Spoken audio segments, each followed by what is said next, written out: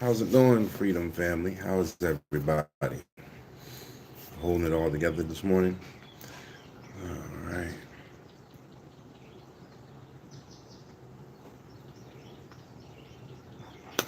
Ooh, first coffee of the morning.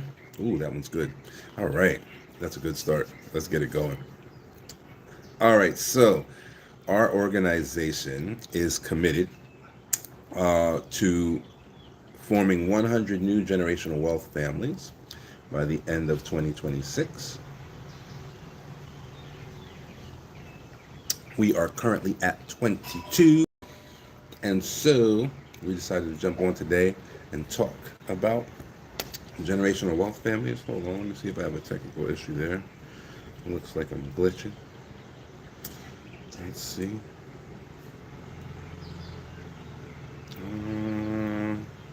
No, I guess I'm all right. All right, right? Oh, maybe not. Okay, no, it looks like I'm all right. Okay, so um, we decided to jump in and see what we're gonna do, how we're gonna do it, answer some questions, make some things happen. So for us, what is generational wealth? How do we do it? All right. So for us, generational wealth has to be wealth that's passed on from one generation to the next passively. Okay. So when we do a generational wealth strategy, it's passive income. All right. It's not active income. Okay. That doesn't mean that active income sources aren't, technically generational wealth or might not be part of someone else's strategy, but they're not part of our strategy. The reason why is because when you do like an asset protection trust, you're talking about someone who has a bunch of assets already. You're essentially talking about someone who's already rich, right? And they're doing an asset protection trust to protect the assets that they've already acquired, right? So they're already rich. So that's a whole different ball game. When you're doing a generational wealth trust, you're talking about someone who's normal. They're not rich yet, and so they don't know what it takes to become rich. They don't know, how compounding works typically, and so they just don't know what they don't know, right? In those situations, it doesn't make sense to give them a job. You see the issue there, right? If it's someone who has no idea how wealth works, they've never been wealthy, none of that, and this is their first foray into changing the trajectory of their family, it doesn't make sense to give them active things to do, right? Active work to have to, manage right next to whatever they're doing for work now, right? Because they probably have a job if they're in that category, right? And so if that's the case, then how do we help those families, right? How do we bring those families to a new level? How do we help them change the trajectory of their families? And so we focus on passive, right? Which for most people, they feel like passive income is unobtainable, right? It's so unobtainable. There's even people who be like, oh, it doesn't exist. Obviously, it does, right? There's an entire tax category in the internal revenue system for passive income, right? They're not creating tax categories for income that doesn't exist, right? So, but for the average person, it does seem a bit unattainable, right? So, and that's because the passive income that people are looking for is passive income to help themselves, right? That is really hard to do. Okay. There's a couple surefire ways to do it, but they typically require serious capital, right? And then you make passive income on the back of that capital. However, compounding works, serious capital or not. Okay, it's simply that if you don't have serious capital, typically that compounding doesn't benefit you, right? That doesn't matter if you're doing generational wealth. If you're doing dynasty building for your family, it doesn't matter whether it benefits you specifically or not because it's not for you, right? So that's where we cut out that difficulty of people being able to utilize the passive income. It's not for you to utilize.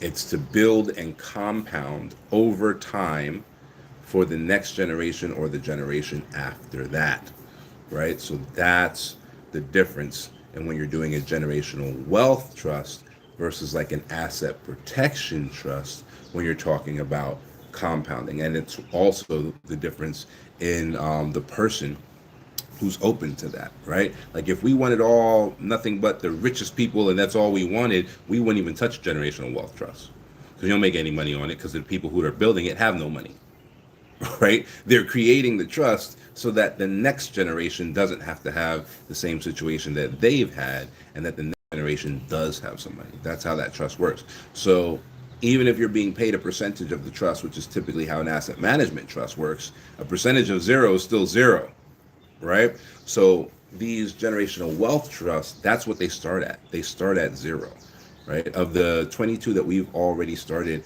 I want to say, do we have an exact number for the unfunded ones? Exact number for the unfunded ones. All right. I'll tell you exactly what that is in just a moment here. But most of them are unfunded. So most of them are at zero, right? A lot of them will be minimum funded. Minimum funded is something like $400 or $500. It's minimum funded, right? So it's going to be, less than what they spend on Christmas one year to minimum fund the trust, and then the trust is going to sit there and it's going to compound, and it's probably going to compound for 60 years, right? And then that $400 that minimally funded the trust 60 years from now is going to be like 150,000 or 300,000 or whatever, because it was a small amount of money to begin with, right? We had somebody who started a trust with us about 13 years ago now, our very first client, right? And they did their thing, like they went in, right? So they ended up, and at the time it was, our first client, it was huge, right? But they came in and they did about $15,000 into that trust about 13 years ago. Now they got their hands on some pretty solid bets and all that stuff, but 15 years after they've done that, their money has doubled 4 times, right? So now you do the math on that. What's a doubling of 15? 30,000. Okay, that's one doubling. What's the next doubling? 30,000. Well, now it's 60,000. Okay, that's 2 doublings. What's the next one? 120,000. That's 3 doublings, right? What's the next one? 240,000. They have almost $250,000 in that trust, right? In just those 13 years, right? Their trust is supposed to compound for 30 years. Okay, what happens when 240,000 doubles, right? It's 480, right? What happens when 480 doubles? You see how quickly they get to a million? Not touching anything. They're not doing anything. The money's just compounding. It's just sitting there compounding, right? That's the kind of system that you need for someone who doesn't come from wealth. Someone who doesn't know how to make active income. Active income obviously would have accelerated that. If they would make payments, they obviously would have accelerated that, right? They didn't, which is fine. They don't have to. But that's how compounding works, period. So when your focus is, this is not going to help me, this is going to help the next generation, and that's what you want. I want to be added to the group. I'm from Kenya. Well, there's not really a group per se, but we are kind of focused on creating, these 100 new families. We out of the 22, I can't give you an exact, 15 unfound. Okay, out of the 22, 15 are unfound. Do you know how many are Kenyans?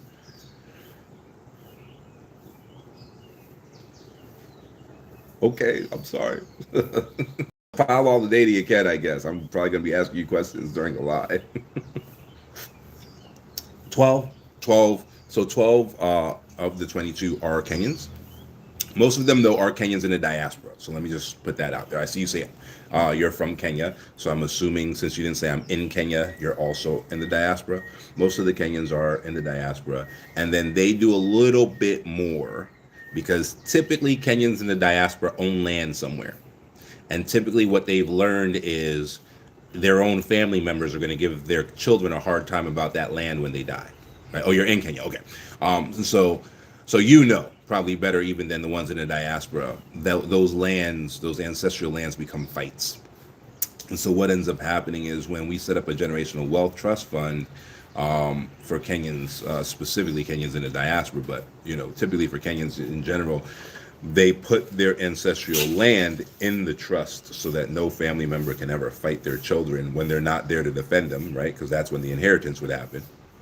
So they typically put that land in a trust so that the inheritance to their children is secure. So there's that, right?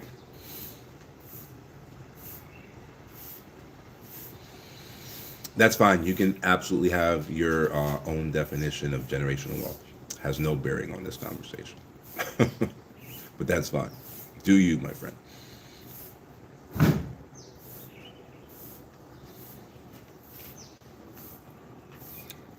You can. So it depends. The most restrictive rules are always for Americans. They're always for Americans. Technically, they're for Americans, North Koreans, and Eritreans, but we've never dealt with an Eritrean or a North Korean. So it's always for Americans because those three countries are the only three countries that tax you for having a passport, not for having tax residency, right? Like Kenya taxes you for having tax residency in Kenya, right? Which means that essentially you live here. And so they assume if you have a work permit or whatever that you're making your money here. So then you should be taxed here. America taxes you no matter where you are, no matter what you're doing. Doesn't mean that you have to pay taxes. There are ways around that, but legal ways around that. But you do have to file a tax return every year, no matter where you live. So the rules with Americans are essentially different than the rules for everybody else, because everybody else, if they're away from that country long enough, they lose tax residency there, right? Now, those rules for Americans become similar to people who are doing their their taxes in their home country and they have an offshore generational wealth trust, right? Because then your tax residency is still whatever country you're in, right? So then we got to buckle down and figure out what your local rules are. Like interestingly enough, in the UK, there are different rules depending on which kingdom you're in. We just went through that with one of our new clients, right? So if you're in Scotland or if you're in Wales, there are actually slightly different tax requirements. And so wherever you are, wherever your tax base is, you got that stuff to deal with, right? And then we deal with all the stuff here on this side, which is essentially nil until you start really getting out there and getting into diversification and you start buying multiple asset classes and all of that stuff. But that's the type of stuff you only do when you have money. So that's going to be a good problem to have, because for you to have that problem, it means that your trust got banked.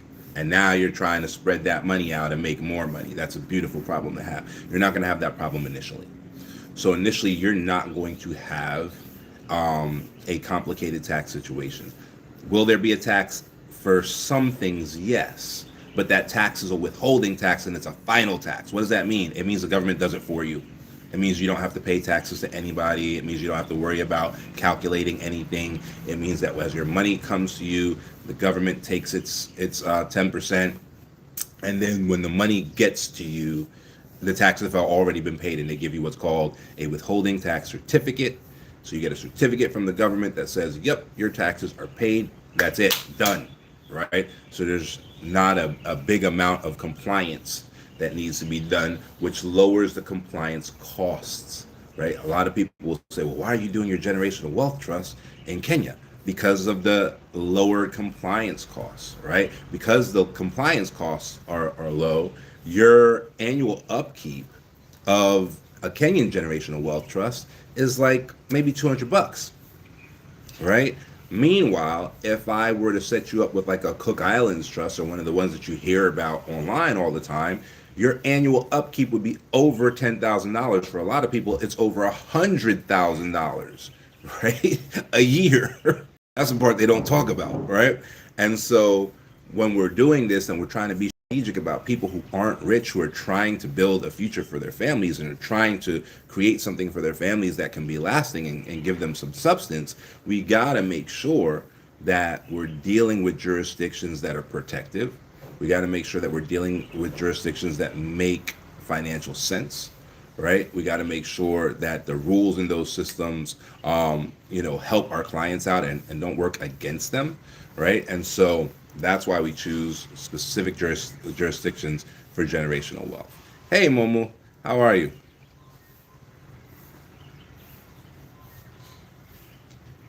Right, so that's why we choose this jurisdiction for generational wealth. We don't use this jurisdiction for asset protection, by the way. Right, we get a client that comes to us and says, hey, I got 10 million in assets, I need to make an international move, I want to do an asset protection trust, and I want tax benefits. We don't use Kenya, right? We use completely different countries for that, right? But did you hear what I just said? Right, that person came to us with 10 million in assets ready to put on their trust. Right, they're already rich. That's a whole different story. Right, whole different type of client. Right, this generational wealth trust funds are for people who have nothing. And you ready for this? We'll probably die with nothing. Uh-oh. Uh-oh. Just like the first Kennedy died poor. Just like the first Rothschild died poor. Just like the first Rockefeller died poor. Uh-oh. But they cared about their family enough to set the foundation, and now who are the Rothschilds? Now who are the Kennedys? Now who are the Rockefellers? Right? And so that first generation, the one thing that they all have in common is they love their family enough and they're selfless enough to set up the structure that they don't benefit from. Okay? Hey, how's it going?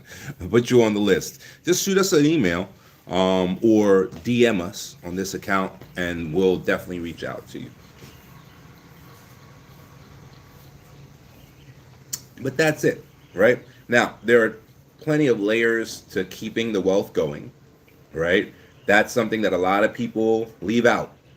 So they might get you to pay them to set up a dynasty trust, which is a generational wealth trust, right?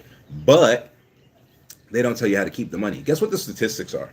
The statistics are that of all the people who create the trust, now we just already described who those people, right? So that's right. Go plant the seed. That's right. So we describe who those people are, right? So those people are already a minority, right? Everybody loves their family, or at least everybody will say so, and all of those things. But the people who will sacrifice to make sure that their family is exceptional in the future and that they may not benefit from, that's a minority of people. Most people are not that selfless, right? So already we're dealing with a minority of people. Okay, great. Of that minority of people, 70% of them, the generational wealth fails by second generation. So by their children, the generational wealth fails. 70%. That's because a whole lot of law firms and a whole lot of, whatever will set up that trust and walk away from you, right? Maybe if they're the trustee and they're taking some, big fee from you or whatever, maybe they'll be around for that. But most of them will set up that trust, hand you your books or your packet or whatever they're handing you and walk away. That's the end of it, right? And so now you're not an asset protection client. You're not the person who showed up with $10 million in assets that wants some tax relief and wants to move your assets offshore. That's a whole different person, right? They know what they did to get that 10 million to begin with. And that 10 million isn't everything they got. They probably got 100 million and they're only giving you 10, right? to go hide for them, right? And so that's a whole thing. That's not you, right? So you don't know what it took for that person to get there. You want your family to have more substance. You want them to be more secure, but you don't know what you don't know. That's why 70% fail. They don't have the knowledge and the education to win. That doesn't make any sense to us, right? So what we do is we offer that. We offer the education. We offer the knowledge. We offer the systems that are put in place to make sure that you're in the 30% that maintains your generational wealth after the second generation. Okay, and push forward from there. So that's what this program is for, right? We have had some of the higher net worth people, kind of tap this. They can use it if they want, but we have different options for those people. Options that might make more sense and might be faster because they have more capital, right? This is slow and steady wins the race for somebody who has nothing. for somebody who can only give so much. And there are some people that are really on it. There are some people that we're super proud of. We're actually trying to get that couple to sign a media release. That's one of the other things.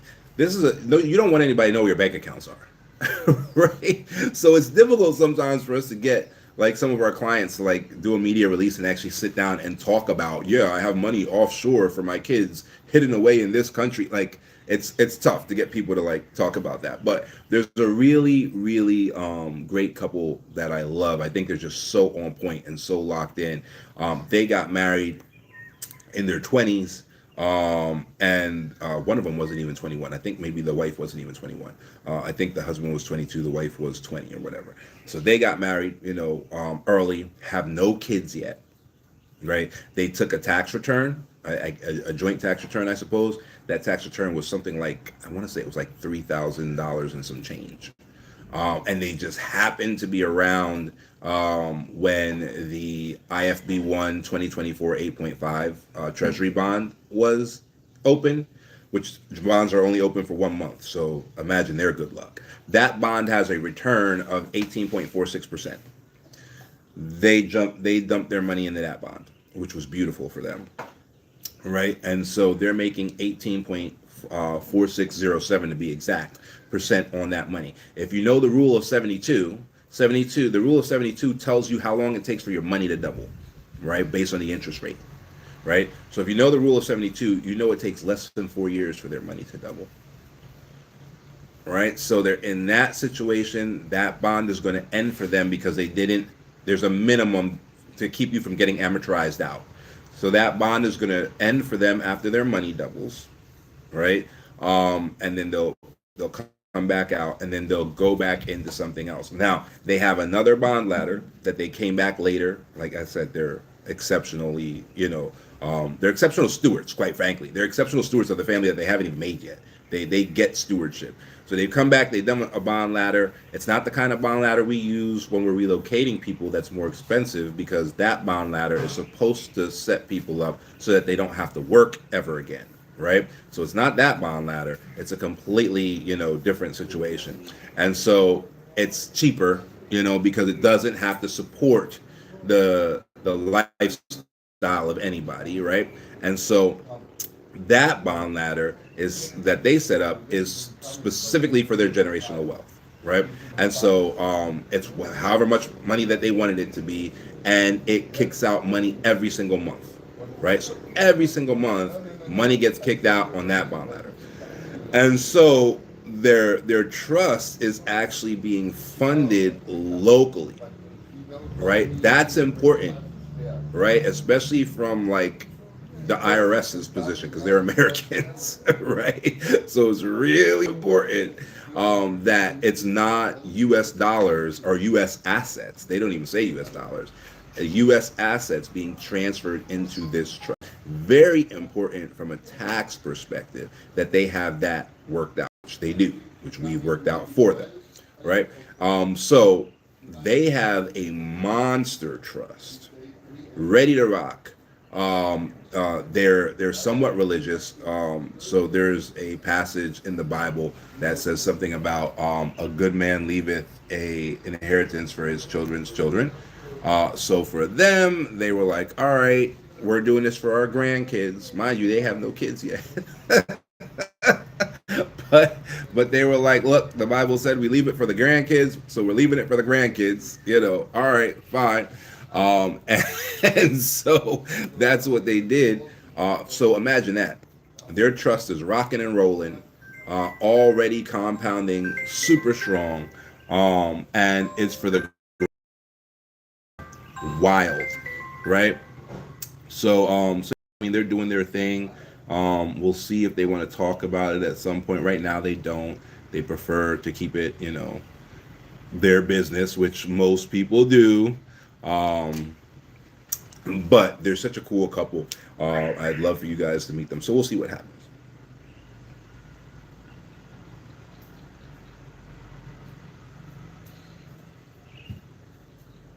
Yeah, we use bonds because they're the safest asset class, right? We use bonds as your base because remember, this is supposed to be like set it and forget it essentially, right? And just let it compound over time, right?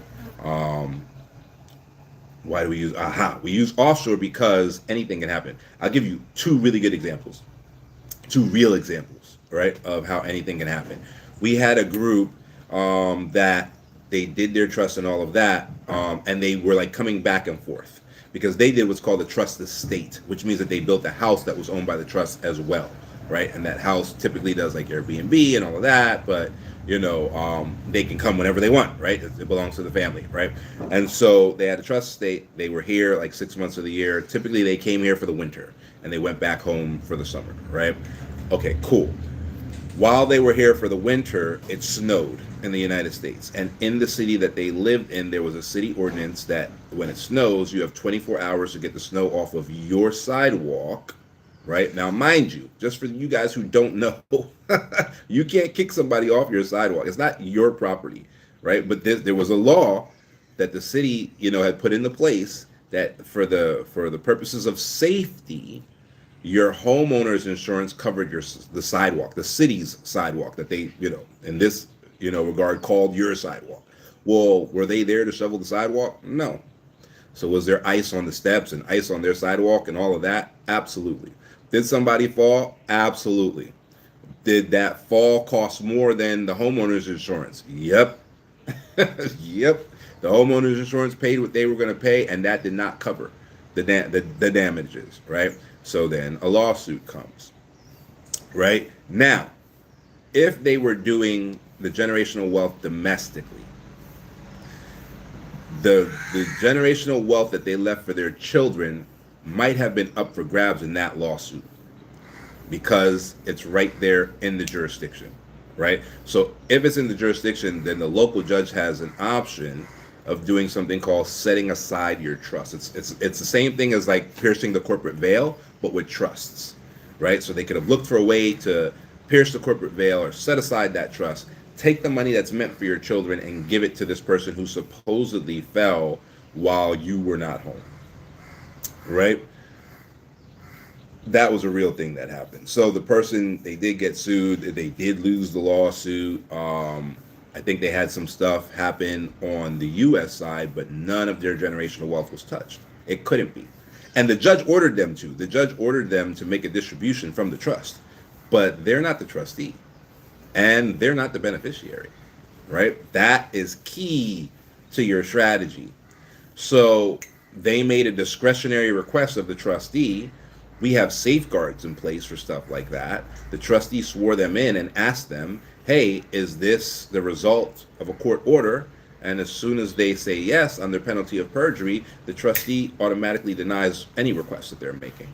And then that's the end of it. They complied with the judge's court order, so they're not in contempt of court. The trustee was like, F you, no, and I'm not in America, so what are you going to do about it?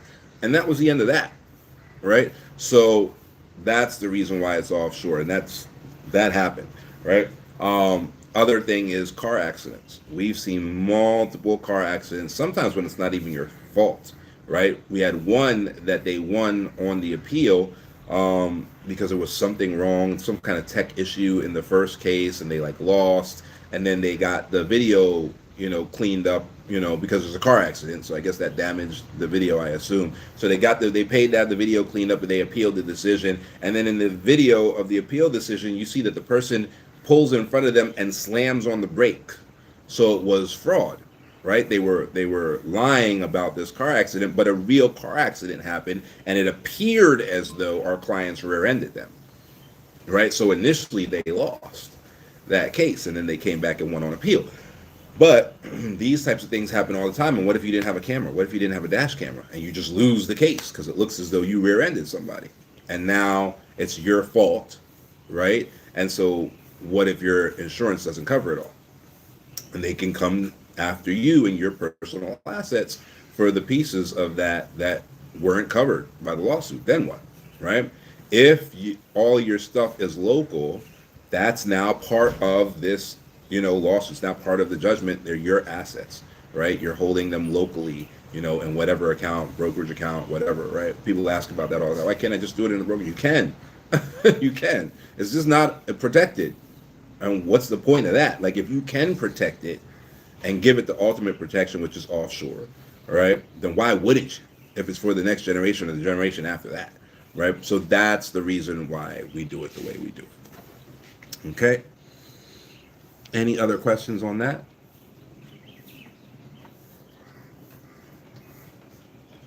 All right. Well, it has been 30 minutes. I'm going to keep it short and sweet today. I might come back on with another live. I'm not sure, but I'm trying to keep them short and sweet. Unless you guys like engage me in like dialogue that takes me over time, then so be it. But outside of that, I'm trying to keep it short and sweet so that we can repost lives and they're short enough that people can actually watch them instead of me sitting here for 2 hours. So if there are no other questions on that, then we'll call it for today. Are we good? Going once, going twice. All right, so I am out of here, and I will see you later, possibly today. If not today, then same time tomorrow. All right, guys, have a good one.